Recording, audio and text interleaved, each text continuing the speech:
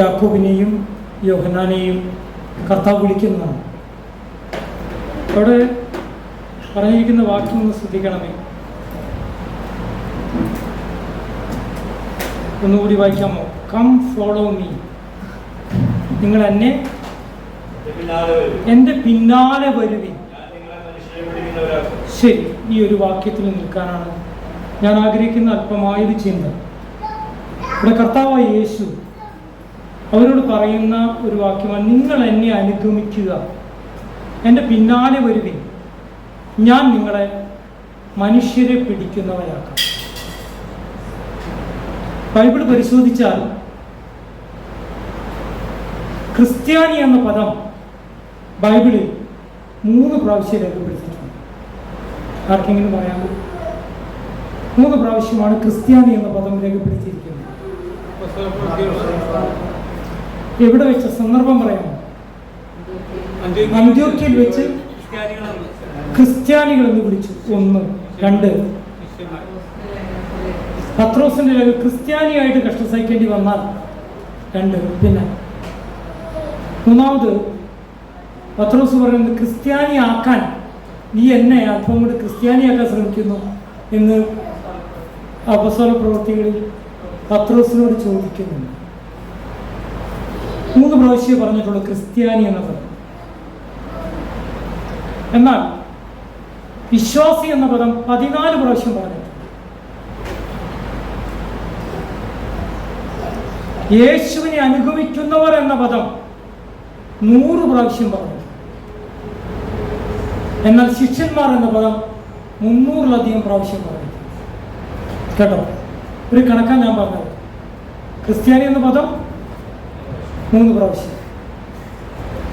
പിന്നെ വിശ്വാസി എന്ന പദം 14 പ്രാവശ്യം. യേശുക്രിസ്തുവിനെ അനുഗമിച്ചവർ എന്ന പദം 100 പ്രാവശ്യം, 100 പ്രാവശ്യത്തോളം. എന്നാൽ ശിഷ്യന്മാർ എന്ന പദം 300-ലധികം പ്രാവശ്യം. ഇപ്പോൾ ഒരു കാര്യം പ്രാധാന്യമാണ്, ശിഷ്യന്മാർ എന്ന പദത്തിന് പരിശുദ്ധാത്മാവ് വളരെ പ്രാധാന്യം കൊടുത്തിട്ടുണ്ട്. നമുക്കറിയാം, ജെറൂസലമിൽ വലിയൊരു പീഡനം ഉണ്ടായപ്പോൾ അന്നുണ്ടായിരുന്ന വിശ്വാസികൾ ചിതറിപ്പോകുവാനായിട്ടിടയായി. എന്നാൽ അനേകരെ അത്ഭുതപ്പെടുത്തുന്ന കാര്യം, അവർ ചിതറിപ്പോയിടത്തൊക്കെയും സഭകൾ ഉണ്ടായി എന്ന് വായിക്കുന്നു. അതിനൊറ്റ കാരണമുള്ളൂ, അവരാരായിരുന്നു? അവർ വെറും ക്രിസ്ത്യാനികളല്ലായിരുന്നു, അവർ യേശുവിൻ്റെ ശിഷ്യന്മാർ ആയിരുന്നു. ഇവിടെ യേശു പണ്ട് ഇങ്ങനൊരു കഥ കേട്ടിട്ടുണ്ട്.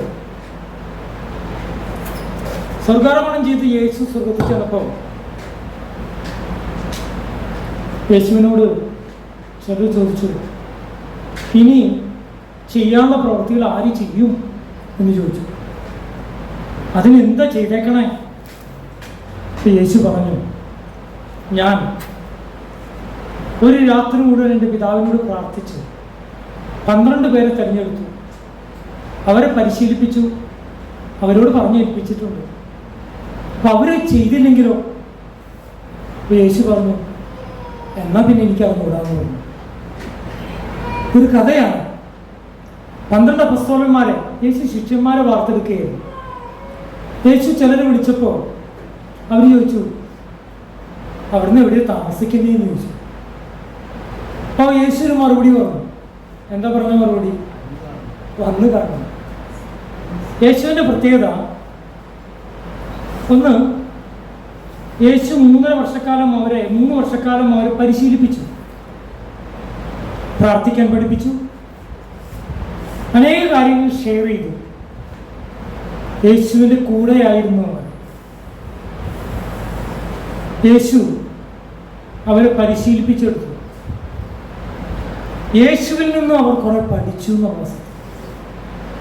ശിഷ്യന്മാരുടെ പ്രത്യേകത, ശിഷ്യന്മാർ യേശുവിൽ നിന്ന് പഠിക്കുകയും അവരിൽ നിന്ന് മറ്റുള്ളവർക്ക് പഠിക്കാനും കഴിയും. നമ്മുടെ ജീവിതം തന്നെ മറ്റുള്ളവർക്ക് ഒരു മാതൃകയായിരിക്കും. നമ്മുടെ പ്രാർത്ഥന, നമ്മുടെ സ്വഭാവം, നമ്മുടെ ദൈവവചന പഠനം, നമ്മുടെ നമ്മുടെ വചനനിശ്ചയം എല്ലാം ശിഷ്യന്മാരാകുന്ന വ്യക്തികൾക്ക് ഒരു മാതൃകയായിരിക്കും.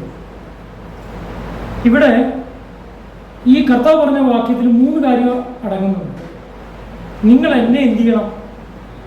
അനുഗമിക്കണം. ശിഷ്യന്മാരാകാൻ ആഗ്രഹിക്കുന്നവർ ആരെ അനുഗമിക്കണം? കർത്താവിനെ അനുഗമിക്കണം. കർത്താവിനെ അനുഗമിക്കുക എന്ന് പറഞ്ഞു കഴിഞ്ഞാൽ അവർ വള്ളവും വലവും ഒക്കെ വിട്ട് അങ്ങനെ അനുഗമിക്കുന്ന ഒരു വ്യക്തിയെ അല്ലെങ്കിൽ സമർപ്പിക്കുന്ന ഒരു വ്യക്തിയെ ആര് വളർത്തും? യേശു വളർത്തും. യേശു പരിശീലിപ്പിക്കും. എന്തിനു പരിശീലിപ്പിക്കും? മനുഷ്യരെ പിടിക്കുന്നവരാക്കാൻ പരിശീലിക്കും. അതാണ് യഥാർത്ഥത്തിൽ യേശു ചെയ്തത്. നമ്മുടെ ജീവിതത്തിലും ഞാനിങ്ങനെ കേട്ടിട്ടുണ്ട്, ഭൂമിയിൽ നമുക്ക് പലരും വെട്ടിപ്പിടിക്കാൻ പറ്റും. സമ്പത്ത്, വീട്, സുഖസൗകര്യങ്ങൾ എല്ലാം. പക്ഷെ ഒരാൾ മരിച്ചു പോകുമ്പോൾ എത്ര വലിയ കോടീശ്വരനായാലും അയാൾ മരിച്ചു കഴിഞ്ഞാൽ അയാൾ പിന്നെ ഒരു കോടീശ്വരനാണോ? അല്ലേ അല്ല. മരിക്കുന്നത് വരെ കോടീശ്വരനായിരുന്നു, മരിച്ചു കഴിയുമ്പോഴോ ഒന്നുമല്ല. പിന്നെ ആൾക്ക് എന്താ സ്വർഗത്തിലേക്ക് കൊണ്ടുപോകാനുള്ളത്? പണം കൊണ്ടുപോകാൻ പറ്റില്ല, കാർ കൊണ്ടുപോകാൻ പറ്റില്ല, വീട് കൊണ്ടുപോകാൻ പറ്റില്ല, സുഖസൗകര്യങ്ങൾ കൊണ്ടുപോകാൻ പറ്റില്ല. പിന്നെ എന്ത് കൊണ്ടുപോകാൻ പറ്റും? അതായത് തൻ്റെ ആത്മാവിന് പോവാം, താൻ വഴി വിശ്വാസത്തിൽ വന്ന ആത്മാക്കളെ കൊണ്ടുപോകാം. ദൈവത്തിൻ്റെ വചനം ആകാശം മാറിയാലും ഭൂമി മാറിയാലും മാറ്റമില്ലാത്തതുകൊണ്ട് ദൈവത്തിന് എത്രത്തോളം നമ്മൾ മനസ്സിലാക്കുന്നു അതും കൊണ്ടുപോകാം. സ്വർഗത്തിലേക്ക് പോകുമ്പോൾ കൊണ്ടുപോകാൻ കഴിയുന്നത് സുവിശേഷത്തിലൂടെ ലഭിച്ച ആത്മാക്കളെയും അതുപോലെ തന്നെ ദൈവത്തിന്റെ വചനത്തെയും. അപ്പൊ എന്തിനാണ് യേശു അവരെ വിളിച്ചത്? മറ്റുള്ളവർ ശിഷ്യന്മാരാക്കാനാണ്. നമ്മുടെ ക്രിസ്തീയ ജീവിതത്തിൽ മറ്റൊരാളെ ശിഷ്യനാക്കാൻ നമുക്ക് കഴിയുകയാണെങ്കിൽ അതാണ് ഏറ്റവും വലിയ ക്രിസ്തീയ ജീവിതത്തിന്റെ മിടുക്ക് എന്ന് പറയുന്നത്. അതാണ് ദൈവം നമ്മളിന്ന് ആഗ്രഹിക്കുന്നത്. നിങ്ങൾക്കറിയാമോ, മനുഷ്യകുലത്തിന് ഇത്ര ഡെവലപ്മെന്റ് കാരണം മറ്റു മൃഗങ്ങൾക്കൊന്നും ഇല്ലാത്തതുപോലെ സയന്റിസ്റ്റുമാരിങ്ങനെ ചിന്തിച്ചു, എന്തുകൊണ്ടായിരിക്കും മനുഷ്യൻ ഇത്രമാത്രം ഡെവലപ്മെന്റ് ഉണ്ടാകാൻ കാരണം? ഫൈനലി അവർ ഒരു കാര്യം മനസ്സിലാക്കി. അതായത് മനുഷ്യൻ മാത്രമാണ് ഒരു ഭാഷയൊക്കെ ഉണ്ടാക്കി തൻ്റെ ജീവിതത്തിൽ താൻ കണ്ടെത്തിയത് മനസ്സിലാക്കിയതൊക്കെ മറ്റ് തലമുറകളിലേക്ക് പകർന്നു കൊടുക്കാൻ ശ്രമിച്ചത് മനുഷ്യൻ മാത്രമാണ്. കർത്താവ് പറഞ്ഞു, നിങ്ങൾ അടുത്ത തലമുറയോട് ഇത് കൈമാറണം.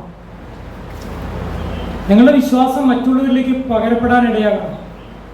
ഇത് ട്രാൻസ്മിറ്റ് ചെയ്യണം. മറ്റുള്ള ഒരാളെ നിങ്ങൾ ശിഷ്യനാക്കണം. നിങ്ങളുടെ ജീവിതം കണ്ടിട്ട്, നിങ്ങളുടെ വചനം കേട്ടിട്ട്, നിങ്ങളുടെ സ്വഭാവം കണ്ടിട്ട് അവർ കർത്താവിലേക്ക് വരണം. എന്നെ അത്ഭുതപ്പെടുത്തിയ മലേഷ്യയിലെ ഓരോരുത്തരും ഓരോ ആഴ്ചയിൽ 3 പേർക്കെങ്കിലും ശിക്ഷത്വ പരിശീലനത്തിന് ക്ലാസ് എടുക്കുന്നുണ്ട്. ഏറ്റവും പ്രായമുള്ളവർ പോലും മറ്റൊരാളുടെ കീഴിൽ വചനം പഠിക്കുന്നുണ്ട്. അതിനവർക്ക് മടുപ്പില്ല. വളരെ ഡിസിപ്ലിൻഡാന്ന് ജോയ്സ് പറഞ്ഞു. 2 മണിക്കൂർ ക്ലാസ്സൊക്കെ നടക്കുമ്പോൾ കൊച്ചുകുട്ടികൾ ബഹളം ഉണ്ടാക്കാൻ സാധ്യതയില്ല. എന്തിന്? നമ്മുടെ ആൾക്കാർ പൊതുവായിട്ട് ഉറങ്ങുകയും ചെയ്യും, ബഹളം ഉണ്ടാക്കുകയും ചെയ്യും. പക്ഷേ എന്നെ അത്ഭുതപ്പെടുത്തി ദൈവജനത്തോടുള്ള അവരുടെ ആഗ്രഹം, ദൈവത്തോടുള്ള അവരുടെ സ്നേഹം, ഒരു ഉത്തരവാദിത്വം. ഇവിടെ കർത്താവിൻ്റെ ശിഷ്യന്മാരെ വിളിച്ചത് ആ 12 പേര് ഇതിൽ ഒരാൾ മാത്രം നഷ്ടപ്പെട്ടു പോയി. ബാക്കി 11 പേരും ഉത്തരവാദിത്തോടുകൂടി പ്രവർത്തിച്ചുകൊണ്ടല്ലേ ലോകം മുഴുവൻ ഈ ക്രിസ്ത്യാനിത്വം വന്നത്.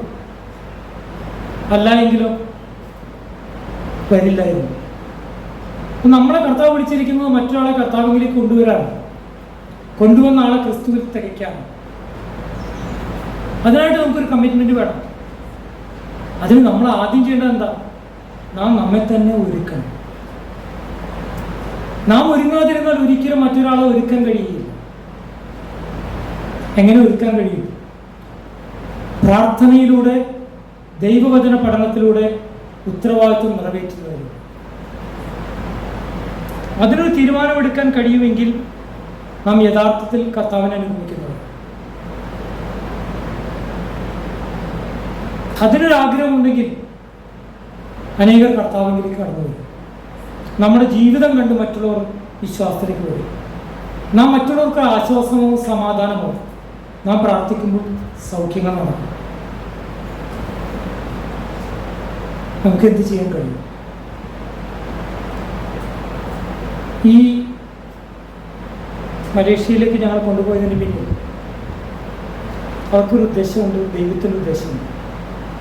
നിങ്ങൾക്കറിയാം, 4-ാം തീയതി ഇലക്ഷൻ റിസൾട്ട് വരും. ഇന്നലെ തന്നെ എല്ലാ ആൾക്കാരും പറയുന്നത് 370 സീറ്റോളം ലഭിച്ച് മോഡി തന്നെ അധികാരത്തിലേക്ക് വരുമെന്ന്.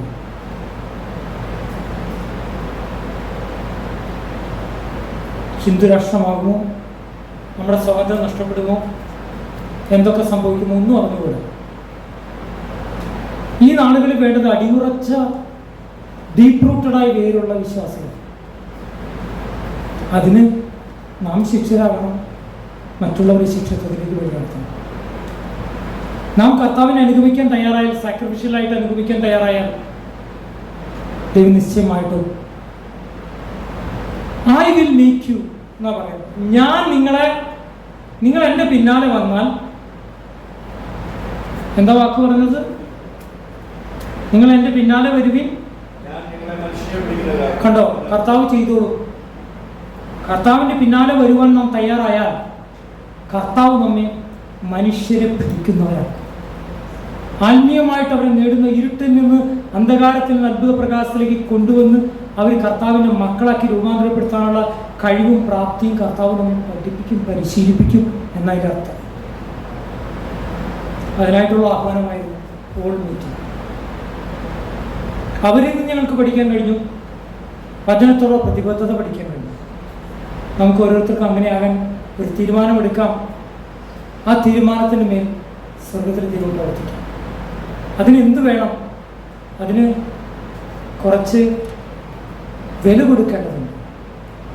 സമയം, സ്വത്തുക്കൾ, നമ്മുടേതായ ചില സുഖസൗകര്യങ്ങളൊക്കെ മാറ്റിവെക്കേണ്ടി വരും. കർത്താവ് പറഞ്ഞത്, നിങ്ങൾക്ക് ഞാൻ തന്ന അനുഗ്രഹങ്ങളും കൊണ്ട് എൻ്റെ പിന്നാലെ വരുവാനാണോ കർത്താവ് പറഞ്ഞത്? അല്ല. നിങ്ങൾ എങ്ങനെ വരണമെന്നാണ് പറഞ്ഞത്? കുരിശെടുത്ത്. അതുകൊണ്ട് നമ്മുടെ ജീവിതത്തിൽ കഷ്ടപ്പാടുകളുണ്ടാവും, ദുരിതങ്ങളുണ്ടാവും, പ്രയാസങ്ങളുണ്ടാവും. അത് മാറ്റിയിട്ട് കർത്താവിന് വേണ്ടി പ്രവർത്തിക്കാം എന്നുള്ളത് വചനത്തിൻ്റെ മാർഗമേ അല്ല.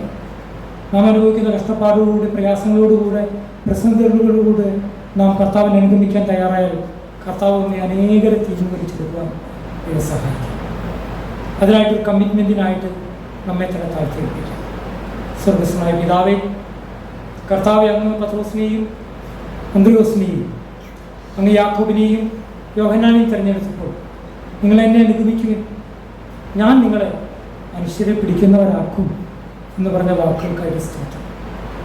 കർത്താവെ, അങ്ങ് ഞങ്ങളെ ഒരുക്കണം, അനേകരെ തീർന്നു വലിച്ചെടുക്കുവാൻ സഹായിക്കണം, ഞങ്ങളെ വിശ്വാസം വർദ്ധിപ്പിക്കണം, ശക്തീകരിക്കണം, ബലപ്പെടുത്തണം, അങ്ങയുടെ ഇഷ്ടമുള്ള അങ്ങയുടെ ശിഷ്യന്മാരാക്കി മാറ്റുവാൻ സഹായിക്കണം.